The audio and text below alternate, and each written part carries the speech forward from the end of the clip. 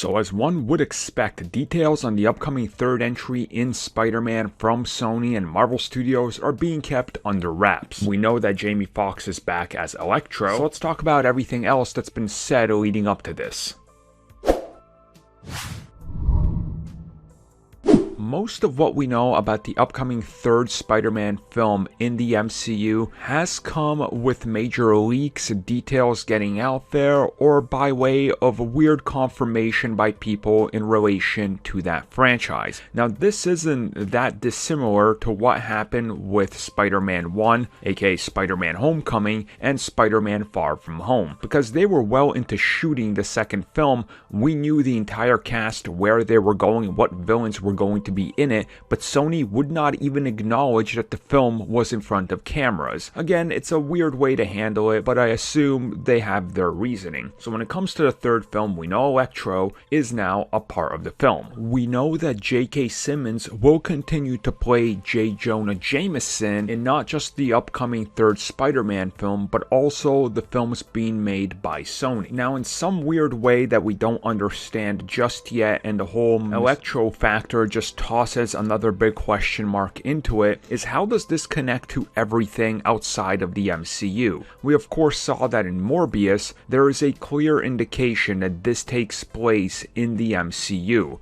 Morbius will acknowledge that Spider-Man is on a run and a criminal. Again, the J.K. Simmons appearance as J. Jonah Jameson will further solidify this. Now with the inclusion of Electro as part of the third film, thus them making the Amazing Spider-Man 2 canon, again we're in a position where we have to look at everything and understand that the third Spider-Man film is definitely not going to be as grounded, or I should probably say, as safe as the last two were, or really any Spider-Man film to date. And also, if we go back to Morbius, we see the fact that they include Adrian Toomes, aka the Vulture. Again, the connective tissue is there, and we know Morbius will again connect to everything that has happened with the Venomverse. And also, going down the road even further, we know that the actor who plays Scorpion in the MCU said that there could be appearances of his character in non-Spider-Man films. This of course I think would mean the inevitable Sinister Six, more than likely a cameo alongside Adrian when they're trying to do the entire escape, because again they're in the same prison, and Morbius could really set this up. Now talking about the idea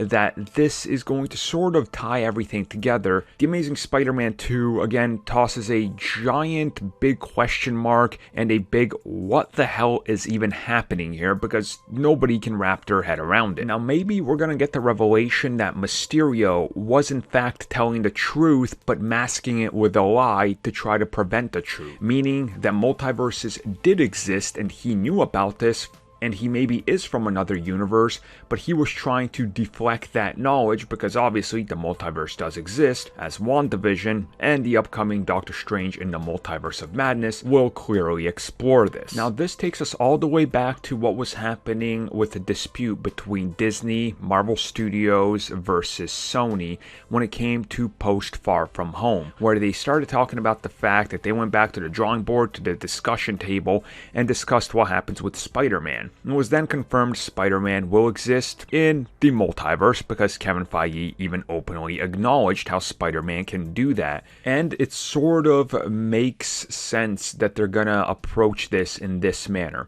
because if we really look at it, Kevin Feige fought tooth and nail to get Spider-Man into the MCU, and he started all the way back with The Amazing Spider-Man 1, and of course he was a producer on the old Spider-Man films, meaning the Raimi ones, and he tried to get it to work with the X-Men crossover, but nobody could agree. Eventually, he would give us Spider-Man in the MCU and try to work out a continued relationship with Sony and everybody involved with it. Now, when those disputes happened, we learned quite a few interesting details, among other details that go all the way back to those Sony email leaks that give us an idea of how Sony viewed Spider-Man, and it is the view that he's one of the biggest money makers in the world, which is true, but has since changed and he's been overtaken by multiple other Marvel heroes, at least when it comes to certain merchandise sales and certain films. Now, of course, a big factor of Spider-Man that has to be brought up with this upcoming film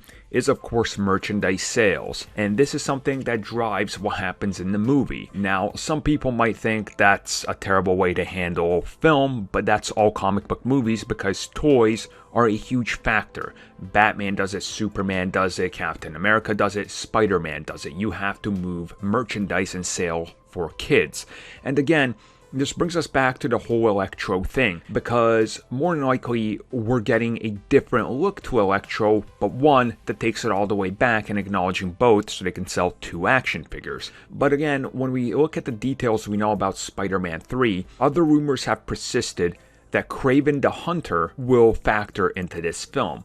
Now, how exactly they go on about doing this and integrating that into the bigger Marvel universe, considering that Kraven the Hunter does have people actively working on it, and that is going to be one of the big next standalone films from Sony, is another big factor and another big question mark. And at the same time, the biggest unknown factors happen to be the female side of Spider-Man's universe, because as of right now, we know Spider-Woman is happening, Olivia Wilde is going to be directing it, and that seems to be the joint collaboration between Kevin Feige and Olivia Wilde working for Sony to make Spider-Woman a Sony film set in the Spider universe, while at the same time a part of the MCU. Again, putting that in that weird gray area that it exists in both. And of course, to even toss another giant WTF is going on right in the middle of everything, we know Amazon is already committed to the Silk series.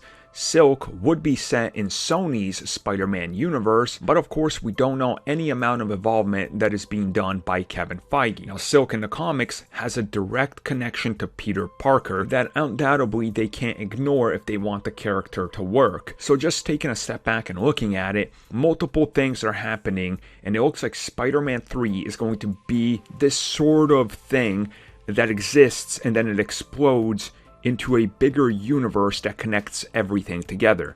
Because you have to remember that they openly said Spider-Man is coming to face Venom. So in some way, shape, or form, this is all converging at one point. Now, who's behind it and how they're going to handle it, that remains to be seen.